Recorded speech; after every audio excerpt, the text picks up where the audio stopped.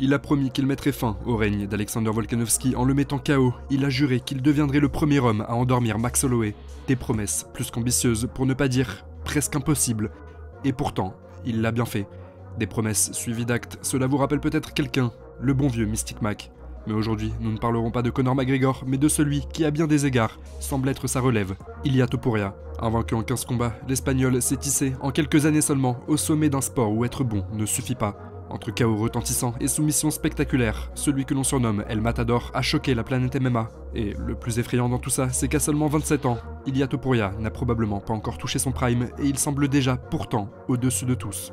Mais qu'est-ce qui le rend alors si redoutable? Comment El Matador est devenu l'un des nouveaux visages du MMA? Jusqu'où ce monstre de talent peut-il aller? Tout simplement. Qui est Ilia Topuria?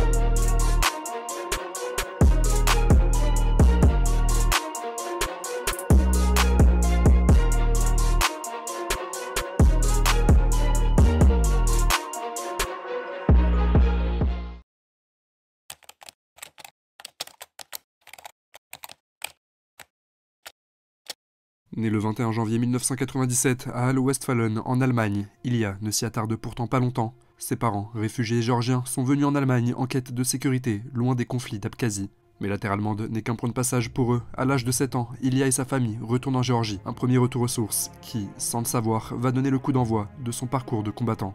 Mais le retour n'est pas tel que la famille Topuria l'avait imaginé. Dans le pays, les années qui suivent la fin de l'URSS sont encore marquées par des conflits, une pauvreté accablante et une société qui se reconstruit dans la douleur.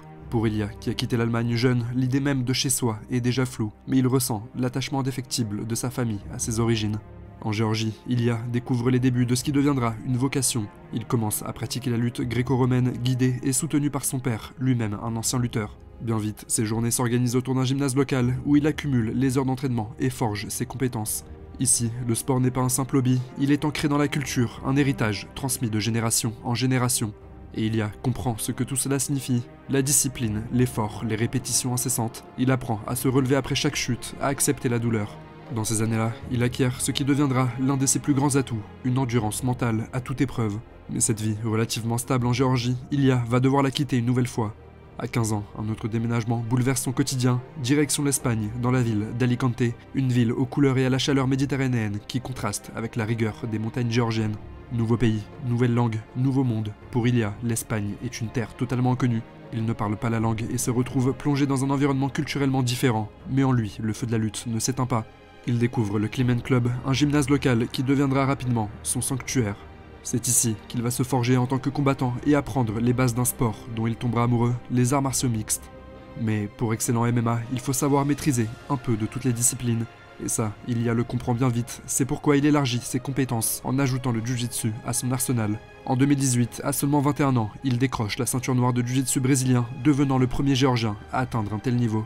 Conscient de son propre potentiel, Ilia prend alors une décision difficile. Il quitte l'école pour se concentrer exclusivement sur sa carrière en MMA. Un choix qui se révélera fructueux. À 18 ans, Ilia fait avec fracas ses débuts dans le monde professionnel. Il remporte ses 4 premiers combats par soumission, dont 3 dès le premier round, et se bâtit rapidement un nom sur le circuit espagnol. En 2018, il commence à combattre à l'international, notamment en Finlande, où il fait ses premières armes dans des ligues de plus grande envergure. Cette même année, il décroche l'opportunité de combattre pour le titre bantamweight du Cage Warrior. Et Ilia sort victorieux de ce combat en laissant son adversaire inconscient après l'avoir étranglé via un anaconda au premier round. Mais si la victoire est terrifiante de domination, elle n'est pas sans ombre, puisqu'Ilia Topuria a raté la pesée pour le titre, une erreur qui lui coûte la ceinture, malgré sa performance. Un an plus tard, Ilia s'envole pour le Moyen-Orient pour combattre dans la plus grande organisation de la région, le Brave FC. Là-bas, il poursuit le nettoyage, soumettant son premier adversaire après seulement 1 minute de combat et infligeant un monstrueux KO au suivant dès le premier round. Clairement, Topuria montre qu'il n'est pas qu'un redoutable finisseur au sol, mais qu'il peut tout aussi bien endormir des professionnels avec ses poings. Avec à son actif 8 victoires en autant de combats, 8 finishes, dont 7 au premier round. Ilia Topuria fait partie des prospects européens les plus prometteurs, et son profil finit par attirer les recruteurs de l'UFC. En 2020, Ilia Topuria est appelé par la prestigieuse organisation pour y intégrer ses effectifs. L'Espagnol touche enfin du doigt son rêve après tant d'années de sacrifices et d'entraînement intense. Mais il sait aussi que l'UFC est un monde à part, chaque victoire et chaque défaite y sont scrutées par des centaines de milliers de fans et par les critiques. Il doit désormais faire ses preuves au plus haut niveau. Et c'est à Abu Dhabi, en octobre 2020, en pleine pandémie mondiale, qu'il devra d'abord les faire. Appelé en remplacement de dernière minute, Topuria doit affronter Youssef Zalal, un solide prospect, sur 3 victoires consécutives à l'UFC et bien plus expérimenté. Et, bien que considéré comme l'outsider dans cette rencontre, Ilia Topuria sera bien l'homme du match. En maîtrisant les échanges au sol et en contrôlant les positions, il impose un rythme difficile à suivre pour son adversaire. La lutte qu'il a pratiquée en Géorgie et le jiu-jitsu qu'il a perfectionné en Espagne se mêlent intelligemment pour lui donner un avantage clé. Après 3 rounds intenses, Ilia sort finalement victorieux par décision unanime et s'offre son premier succès à l'UFC. Un succès qui sera rapidement suivi d'un autre, mais cette fois une victoire bien plus éclatante. À peine 2 mois après son premier combat à l'UFC, Topuria remonte dans l'octogone pour y affronter l'américain Damon Jackson au bilan de 18 victoires et 3 défaites. Après seulement 2 minutes 30 d'échange, l'Espagnol inflige un énorme KO à son adversaire sur une combinaison en anglaise. Un KO qui fera le tour du monde. 6 mois plus tard, il réitère face à un adversaire au style atypique, Ryan Hall, redouté pour son jiu-jitsu. Topuria ne se laisse pas impressionner ni distraire par les attaques imprévisibles de son opposant et capitalise sur une erreur pour terminer le combat par un KO des plus violents.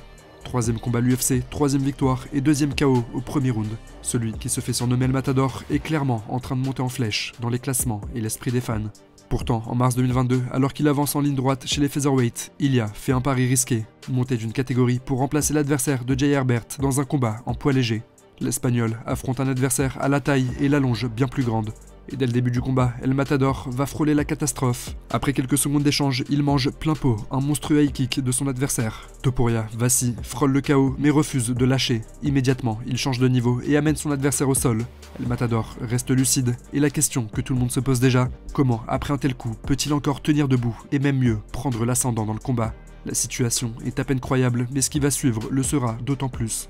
Dès le début de la seconde reprise, alors que les deux hommes s'échangent des coups, Ilia Topuria envoie un crochet du droit qui éteint directement la lumière de son adversaire, pourtant plus grand, plus lourd. Le KO est juste terrifiant. Ilia Topuria signe une 4e victoire et un 3e KO consécutif à l'UFC et s'offre la performance de la soirée. Mais l'Espagnol ne compte pas s'arrêter là. En décembre 2022, il est de retour dans sa catégorie d'origine pour affronter Bryce Mitchell, lui aussi un prospect montant, invaincu en 15 combats, spécialiste du sol reconnu pour sa capacité à soumettre ses adversaires. Pourtant, ce soir-là, c'est Bryce Mitchell lui-même qui finira étranglé sur un bras-tête de l'Espagnol au 2e round. Le combat est une masterclass, Ilia Topuria domine son adversaire de la tête aux pieds et remporte une 2e performance de la soirée. Avec cette victoire, Topuria s'impose clairement comme l'un des meilleurs espoirs de la catégorie et comme l'un des prochains prétendants au titre. Et le combat suivant va enfoncer le clou. En juin 2023, Ilia obtient sa première opportunité en tant que main event face à Josh Emmett, un vétéran au style explosif. Dans cet affrontement en 5 rounds, Topuria démontre une endurance et un contrôle exceptionnels. Il domine Emmett à la fois au sol et debout, le surpassant autant dans les échanges de striking que dans les phases de préhension. La décision est sans appel, il s'impose à l'unanimité des juges. Avec désormais 6 victoires consécutives à l'UFC et des performances tout aussi impressionnantes les unes que les autres, Ilia Topuria est vu comme le prétendant numéro 1 à la ceinture featherweight.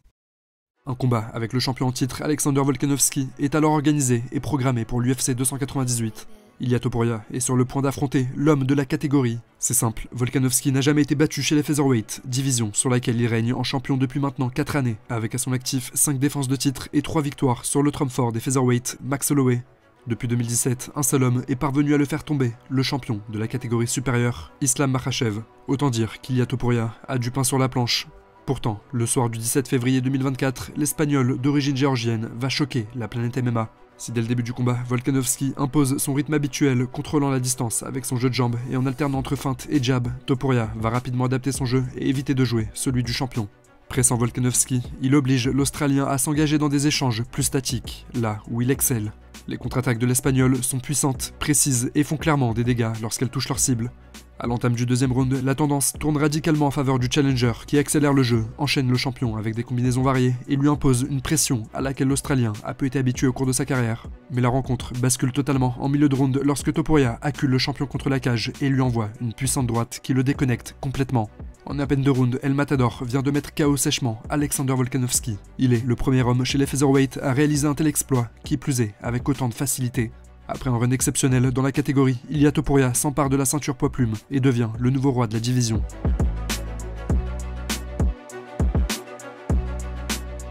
Avec cette victoire éclatante, Ilia Topuria voit sa popularité exploser. Ses highlights font le tour du monde, le grand public découvre un combattant aussi spectaculaire que talentueux, et surtout un combattant intrépide qui n'a pas peur du combat. Finalement, tout ce qui peut faire la satisfaction des fans de MMA. Mais Ilia Topuria ne se contente pas d'impressionner dans l'octogone, il sait aussi utiliser les médias pour marquer les esprits. Il multiplie les sorties médiatiques, enchaîne les punchlines et n'hésite pas à critiquer certaines figures emblématiques de l'UFC comme Conor McGregor.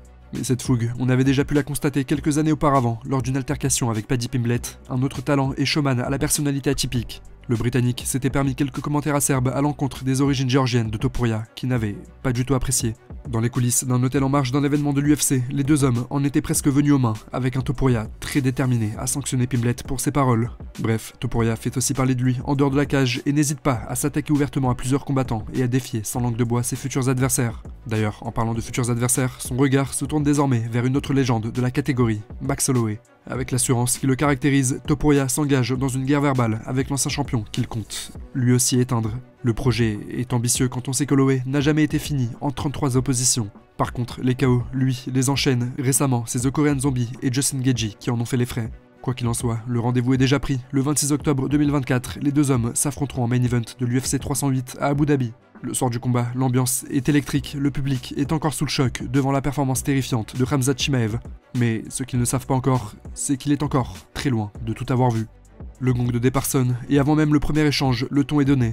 Topuria, provocateur, défie Holloway de le rejoindre au milieu de la cage pour une confrontation directe à la manière de l'Hawaïen qui adore finir ses combats au centre. Holloway, joueur, lui répond en mimant un toréador. Une fois les provocations terminées, les hostilités démarrent, et rapidement, Holloway impose son rythme et domine globalement les échanges grâce à son allonge et à son contrôle de la distance. Mais Topuria n'est pas sans reste, lui aussi trouve du succès parvenant à casser la distance grâce à son explosivité. Comme on pouvait s'y attendre, les deux hommes livrent un combat de très haute volée qui, bientôt, va totalement basculer. Alors que Topuria prend peu à peu du terrain, il surprend Holloway sur un crochet du gauche dévastateur qui l'envoie au tapis. L'Espagnol finit le travail en ground and pound, poussant l'arbitre à s'interposer. El Matador vient de réaliser l'impossible, il devient le premier homme à infliger un KO à Max Holloway, le premier homme à résoudre l'énigme de ce menton de martien.